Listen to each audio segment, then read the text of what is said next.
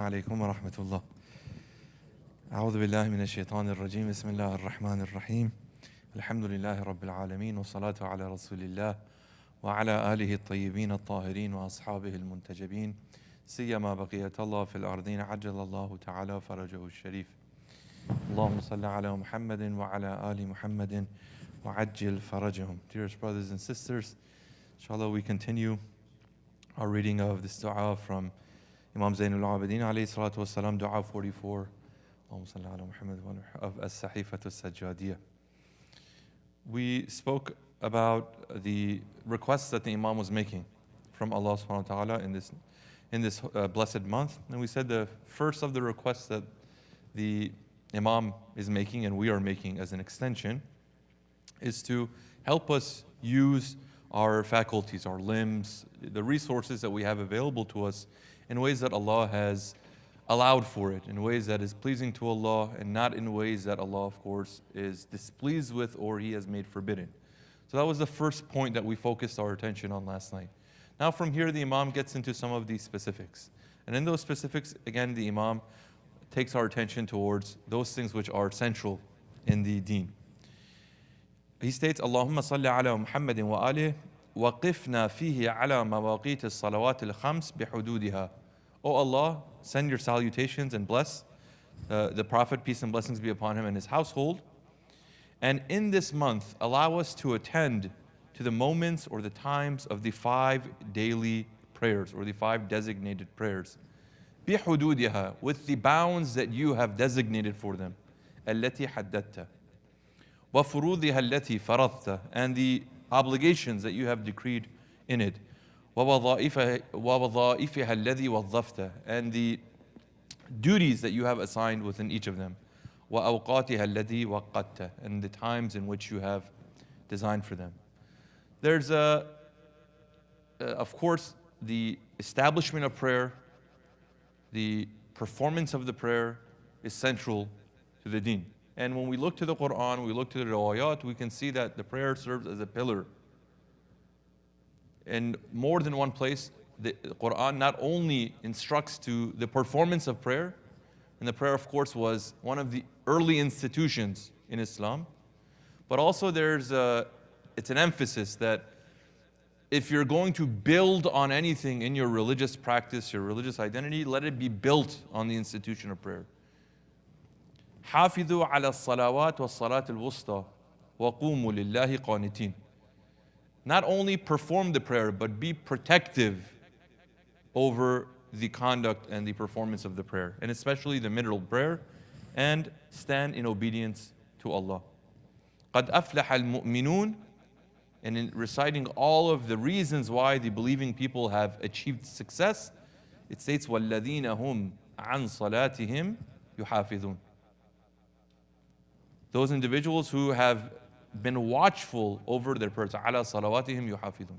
So this idea of not just performance, but protection. You protect something that's important to you, that's sacred to you, right? Something that is expendable, you're a little more wasteful with it, you're a little more liberal with it, right? You do it, you not do it. You can have it, you cannot have it. But the prayer is not like this. And in speaking of the importance of the prayer, we look to the riwayat, the language is very strong. And I just want to share a few of these because it's possible that we may not have read them or may not have heard them as much. This is from of course, Al-Kafi of the late Marhum Kulaini, that narrates from one of the companions of Imam As-Sadiq alayhi salatu wasalam. He says, Allahumma salli ala Muhammad wa ala Muhammad. He says, I asked the Imam, an afdali ma yataqarrabu bihi al-ibad ila rabbihim. I asked, what's that thing that the servants of God can do that really will approximate them towards their Lord?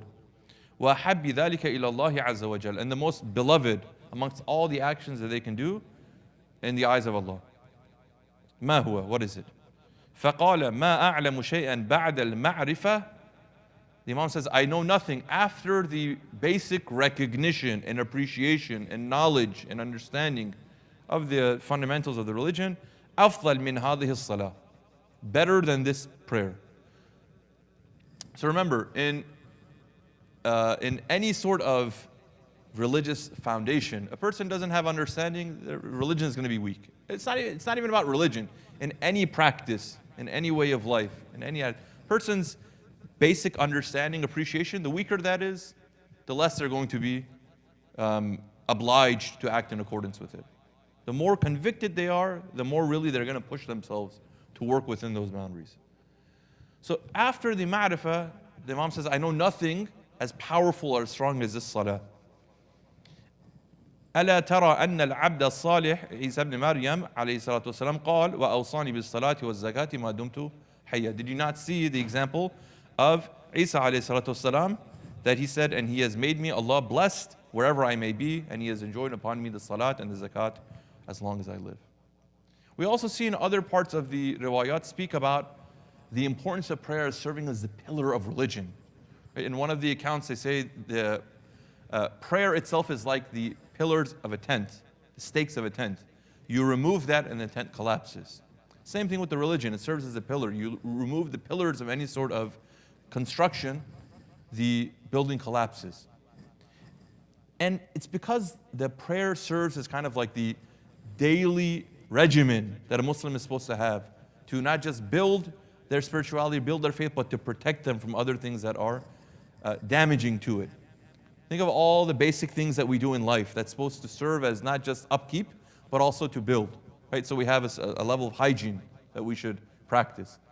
If we don't stay on top of it, then we not just exceed the bounds of what's socially acceptable, but it could have some detrimental effects in relationships and our physical health too.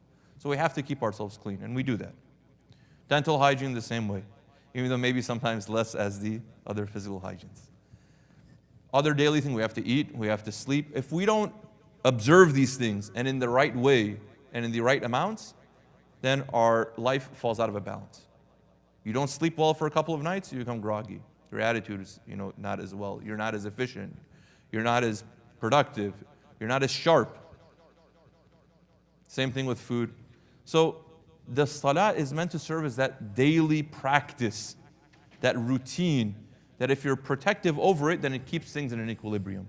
Without that, you can try all sorts of different things, but it's not going to replace the fact that you need the prayer, and the prayer is there to help you establish some sort of a basic baseline of your religious practice. Right? So think of prayer as your sleep. You cannot replace sleep with anything else. If you don't have sleep, you will not function as a human being. As a Muslim, if you do not have prayer, you cannot function like a normal Muslim. There's no two ways about it. The ulama, of course, are very supportive of this idea of taking the prayer seriously. Right? And if we look to the suggestions that they give for all spiritual practices, we find that the prayer serves as the key to all of them.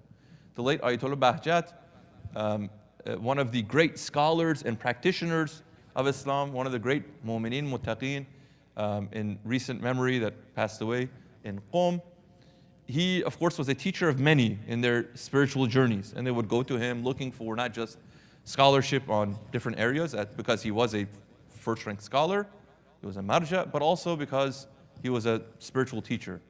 So when they go to him, obviously they're asking for, what can I do? What can I do to take myself to the next stage? And I'm sure there's some sort of obscure program that you can look at me, you can see me, you can gauge me. Okay, for you, you do this dhikr, or you do this program, or you do this thing. Always when they would go to him, and he would say it in a public setting, he said, if you want to become successful in any spiritual practice that you have, start with the prayer. And if you really want to show your commitment in advance, pray on time. There's a statement from him and also one of the other great teachers, Sayyid Ali Qadi, that they say that a person who wants to reach those high spiritual stages, with the prayer and the prayer on time, a person can reach them. And this is kind of the things that are attributed to them. It says someone who prays their obligatory prayers, their 5 daily prayers, and they pray them on time, and that person doesn't reach high levels of spirituality, then that person can, and the language is different. Sometimes they say they can damn me, they can say bad things about me, they can curse me, they can spit in my face, whatever, to that level. They're giving the basic formula for all spiritual success. And now there may be a need after establishing that to go for other specific instructions that are personalized. But the starting point, the middle point, the ending point is always found in this. For anyone who's looking for true spirituality and spiritual practice, spiritual elevation, Islamic irfan, all of these things, the prayer. Conducting the prayer and doing the prayer on time. I found any time that I was protective over the prayers, I can see I have some momentum going. I can see that there's a little bit more balance in my life. Anytime I was protective over the time of prayer, I can see the doors opening. Anytime I was forgetful, anytime I was negligent, you can see that things fall apart. So the prayer serves as that central thing. One time a young man came to one of the great scholars, Marhum Sayyid Hassan Ali Isfahani, Sheikh Hassan Ali Isfahani, also known as Nukhodaki. If you went to Mashhad, you've done ziyarah there, his grave is close by. He's one of the well-known contemporary scholars, warafa, practitioners of Islam, truly. Young man came to him and says, I want to be successful. I want to be happy in life. I go to ulama, what can I do? They're thinking maybe they'll tell him like, oh, go get a goat and read this dua and then like sacrifice it and then take the food and give it to that and take the blood. No, there's no mystery there. So I want to be happy in life. What should I do? So he says, I'm going to give you 3 keys that are going to open 3 locks for you in life. If you unlock these 3 things, you'll be happy. The first is to unlock your need for a healthy marriage, a good spouse, and a family. Young man said, I want to get married. A lot of younger people come and say, oh, I want a good spouse. How can I find a good spouse? The second thing that he requested, he said, I want to have a good job. I want to have a good career. I want my work to be blessed. I want to have barakah. And the third thing that I want is I want to live a good life and be a good person. So I know Khodaki said, these are 3 locks. I'm going to tell you how to unlock them. The first one, you said you want a good wife, right? You want a good spouse. You want to have a good family. So you're only going to get that through your commitment to your prayers. Pray and pray on time. Allah will provide for you a good wife. And from a good wife comes good life, of course.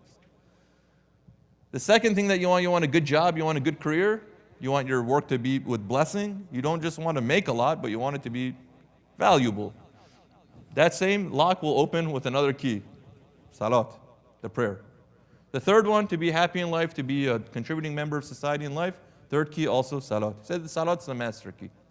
Whatever lock you have in life, Salaat will open it.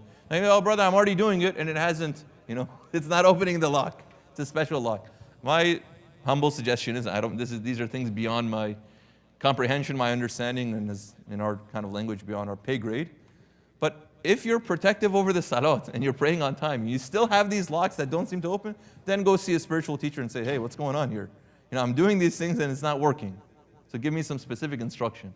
But it's possible in the review of our conduct with prayer, our relationship with prayer, we can find places for improvement. Risala salawat ala Muhammad wa ala Muhammad.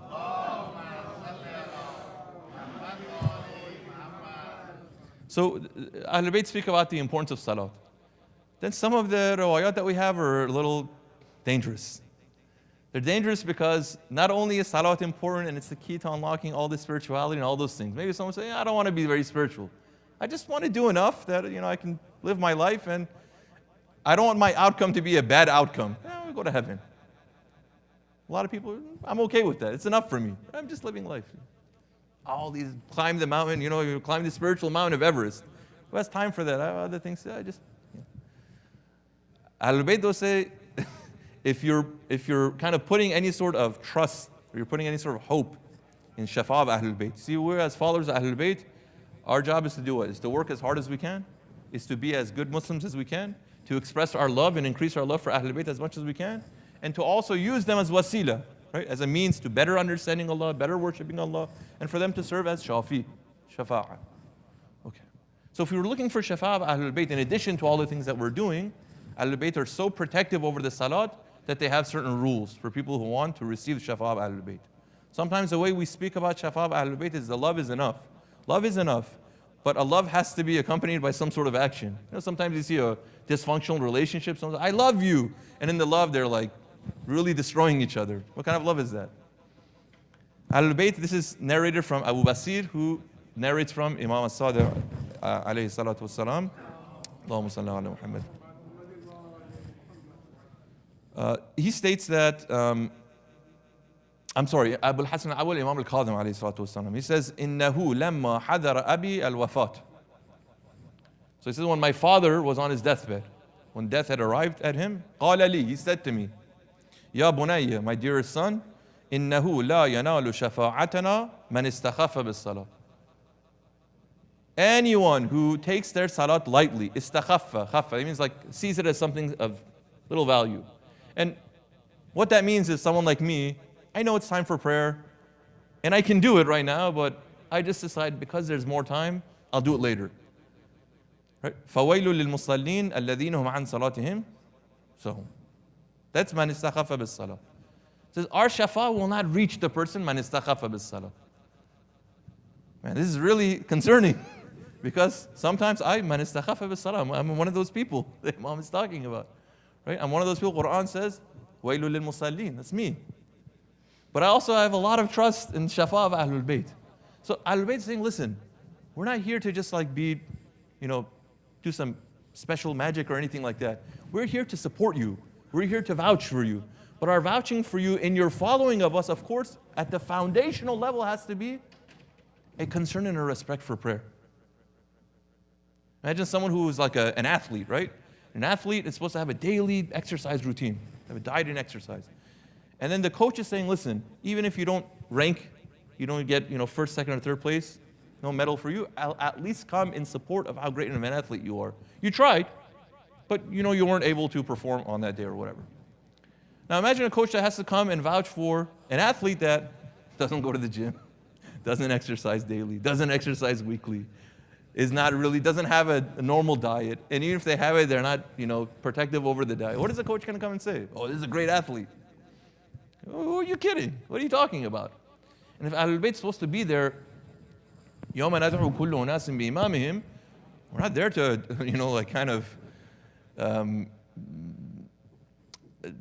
bring some sort of shame to Ahlul Bayt. These are our followers. Even in Salat, that's a very dangerous thing for me personally. Because Ahlul Bayt is clearly telling me, you want to be successful? Go in Salat. Without the Salat, don't worry, don't bother with these other things. Whatever you can do that will help you strengthen the Salat, do that. And that's why some of these activities within Islam, they're encouraged to be done in congregation. One of the reasons why Salatul Jama'ah is important? All the other benefits it has is because for lazy people like me, in the congregation, in the group, it encourages me and motivates me to do it. See, when I'm alone, maybe I'll do my Salat at the end of the time. 2 minutes left. Today we had a Saturday school, we were talking about tayammum. Tayammum, when do you do tayammum? One of the instances is when there's so little time, you can't make wudu. You have to do tayammum so you can make the prayer, right? 2 minutes left, right? No time for wudu, boom, tayammum, done. So maybe in the normal prayer, I do like that. But when I come in congregation, I come to masjid, no one's going to pray 2 minutes before the prayer's qada. They're going to pray at the beginning of the time. It's a source of encouragement for me. That's why they say the role of the masjid is so important in a healthy, vibrant community. It's supposed to serve as the hub. You're supposed to frequent it every day if you can, multiple times a day. But if not multiple times a day, at least once a day. Because the prayer that's conducted there will motivate you to bring some structure in your life. So, when we look to the effects of prayer beyond just serving as a baseline, Quran tells us a few things that are really beneficial and we can see the impact of it. A lot of times people ask, how do I know my prayer is effective? How do I know my prayer is accepted? A lot of times we're concerned more with whether it's accepted or whether it's effective. How do I know my prayer is accepted or effective? Quran says these are the signs.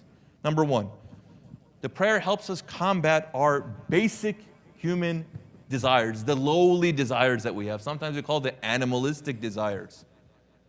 Among them is the greed that we have. Innal insana khuliqa halu'a. See, Quran is already telling us. Not that Allah designed us with a flaw, it just says your nature is in a way that if you don't take care of it, you're going to have some of these challenges. Man has been created, humankind has been created covetous. إِذَا مَسَّهُ الشَّرُّ جَزُوعًا. When it has a hard time, when it experiences some difficulty, they become anxious. They lose hope, start getting weak.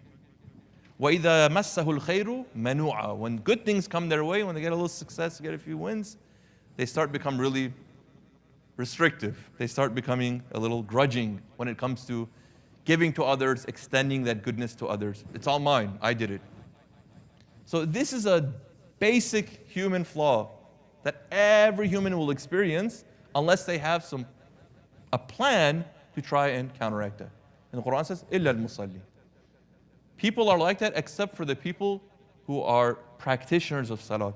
الَّذِينَ هُمْ عَنْ صَلَاتِهِمْ دَائِمُونَ. They are consistent in the performance of their prayer. Because that consistency will help counteract these things. All those human vices that we have that we're trying to get rid of, the salat is going to be the source of removing those things. Number 2, Quran says that the correct performance of the prayer will help restrict us, control us from doing acts that are prohibited. Now, acts that are prohibited are the clear haram, and they're also, again, those poor behaviors that sometimes we have, those poor character traits that we sometimes have. The salat will serve as a solution to that. أُتْلُ مَا أُوحِيَ إِلَيْكَ مِنَ الْكِتَابِ. So recite that which has been revealed to you from the book, Quran.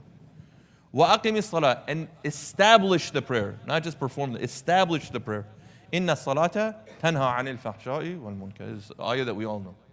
That's certainly the prayer. In the Quran it says emphatically, for sure, the prayer will restrain you or desist you from conducting those things that are a conduct that is wrong and is unacceptable. وَلَذِكْرُ اللَّهِ أَكْبَرُ. And the remembrance of God is of course greatest. وَاللَّهُ يَعْلَمُ مَا تَصْنَعُونَ. And indeed Allah knows that what you do. So these are 2 things that we can use as ways to gauge how effective our prayer is, how accepted our prayer is. There's a riwayah attributed to Imam Sadiq alayhi salatu wasalam that says this very thing.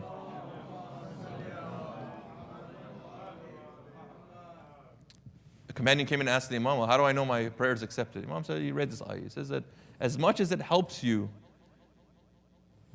act on this ayah, be an instance of this ayah, then you know your prayer has been effective.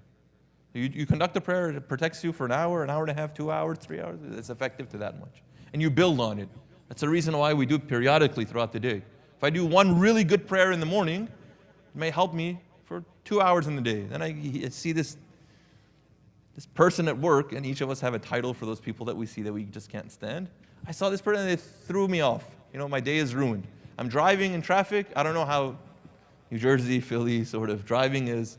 DC, Maryland is pretty bad and it's well known to be not great drivers. You get behind the car, right in the beginning of the morning, someone cuts you off, your day's ruined, right? Now your day's ruined, you're going to work, you're not in a good mood, don't communicate well with your team, wife calls you on the phone, you're upset, you tell her off, your kid comes home, does something dumb, you got really upset and lose it, right? So Allah says, I know these things are going to happen to you. That's why I put like little checkpoints. Do it in the morning, get out of the house. You're going to have something that's going to maybe potentially ruin your day. It's a checkpoint in noon. Come and check in. And then after that, afternoon. Then after that, beginning of the night, end of the night. So all of these are supposed to serve as checkpoints, not just to kind of clear and wash us spiritually, but also to relieve some of the frustrations that we have in life. The prayer is supposed to serve as an outlet for that, not another source of frustration. For someone like me, because the prayer is always on my mind. I got to do it. It's getting late. I only have 4 hours, only have 3 hours, only have 2 hours, only have half an hour, only have 2 minutes. It's a source of anxiety, right? Like, when can I finish the prayer and be done with it?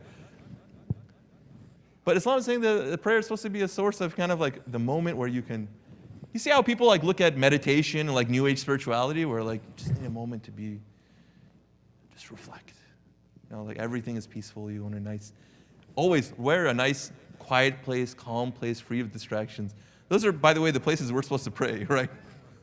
But anyway, you go over there, be very quiet, be in your thoughts, and kind of channel your breathing. All that's to do what? To focus that positive energy and release all the negativity. The prayer is supposed to do the same way, except it adds a little bit more physical action. You get some stretching done at the same time. So it's supposed to serve that function. And if we do it right, the prayer is the powerful way for us to protect and develop our spirituality. The Imam then continues, وَأَنزِلْنَا فِيهَا مَنْزِلَةَ الْمُصِيبِينَ لِمَنَازِلِهَا. Oh Allah, make us of those people in this, and place us in the station of those people who are protective over the salat. Al-hafidhina li-arkaniha. Make us those who are, again, protective of its basic pillars of the prayer. Al-mu'addina laha fi awqatiha ala ma sannahu abduka wa rasuluka salawatuka alayhi wa alihi fi ruku'iha wa sujudiha wa jami'i fawadiliha ala atammi at-tahur wa asbaghi. Says, Allah, help us also to perform the prayers and all these pillars in its time, just as your servant, the messenger of God, did. In the way that he stood, the way that he bowed, the way that he prostrated, the way that he spoke. So again, our prayer is supposed to resemble that of the Prophet. وَأَبْيَنَ الْخُشُوعِ وَأَبْلِغِ, and allow us to perform the prayer with the most evident and the most intense of humilities. Okay, we're just about out of time, but this is an introduction for tomorrow night. Imam now transitions. We asked for ma'rifah, right, the beginning. Will it help us understand and appreciate what's important about this month? Then second thing, because this prayer serves as the pillar of the religion, help us correct the prayer. Right? If anything is going to be corrected to help us maximize the benefit of this month and throughout the year, it's the prayer. So the Imam started there. Let us fit to prayer. Then after the prayer, Imam says, let's move to the relationships that you have with other people. First with Allah, then with other people. And it begins with the family. So the Imam says, وَوَفِّقْنَا فِيهِ لِأَن نَصِلَ أَرْحَامَنَا بِالْبِرِّ وَالصِّلَةِ.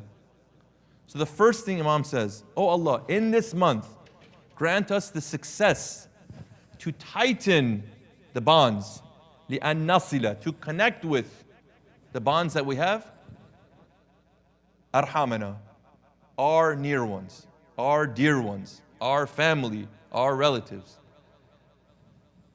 بِالْبِرِّ وَالصِّلَةِ, with kindness, with goodness, and with some devotion, connection. So we're going to focus on that tomorrow. That's the first category. How to use the opportunity of the month of Ramadan to connect with and strengthen bonds with family. Potentially untie knots that exist that serve as barriers for us to have strong relationships with family. Next. وَأَن نَتَعَاهَدَ جِيرَانَنَا بِالْإِفْضَالِ وَالْعَطِيَّةِ. And also, oh Allah, allow us through the medium of this month to attend to our neighbors with bestowal and with giving. وَأَن نُخَلِّصَ أَمْوَالَنَا مِنَ التَّبِعَاتِ وَأَن نُطَهِّرَ بِإِخْرَاجِ الزَّكَوَاتِ. This is going to be maybe the night after. After we purify relationships with others, Allah then help us purify the relationship that we have with the things that we earn. So there's a purification that's happening all throughout. First with Allah, with ourselves, then with others, then the wealth that we have and the earnings that we have and how that feeds into the relationships that we have with other people. So what we want to think about then for tomorrow night is that really what are the challenges that we experience when it comes to having functional, strong relationships with the family? We all have grievances, don't we? We may be generally happy, but there are things that we can do better. Well, what's stopping us from doing that? And it's always, there's something wrong with another person. We accept it. No one's trying to say the problem is with you and I. No, we have shortcomings, but all of the fault is not our own, right? Come on, let's be honest now. Some of the fault lies with other people's. But whatever it is, who is going to capitalize on this month of Ramadan to try to make things right? That's the question we want to ask. It's not about necessarily assigning fault. It's not about assigning blame. It's not about assigning responsibility. Those things need to happen in the process of coming to some reconciliation,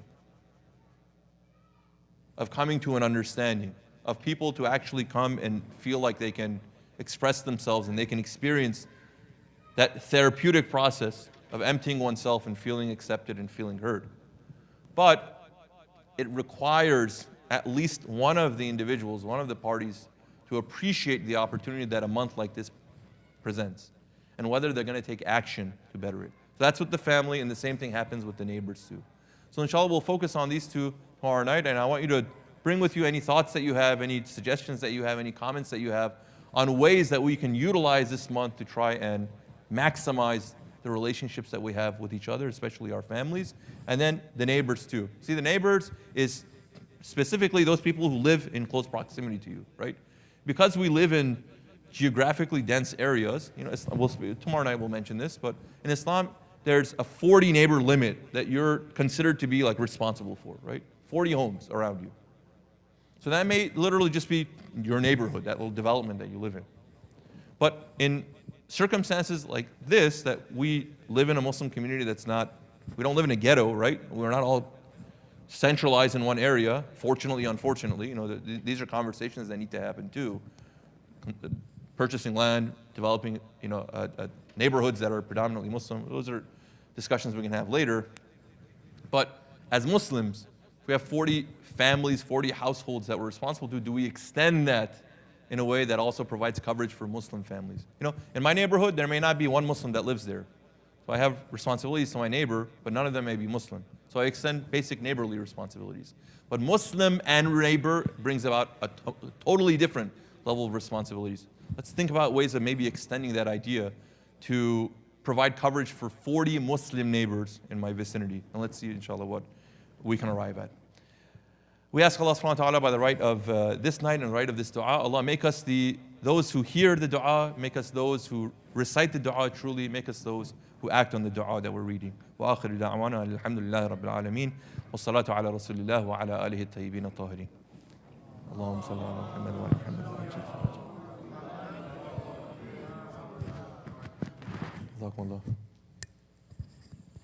I think we have a few minutes if there's a need for wudu or anything of that nature that can be done.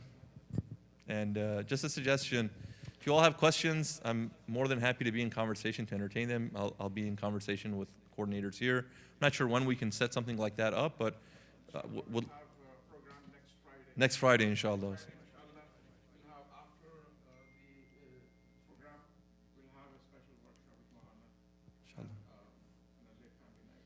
Inshallah. Please bring any thoughts that you have, any comments, any observations that you've made. Please come and share it with me. I'd really appreciate it. Inshallah. Assalamu alaikum.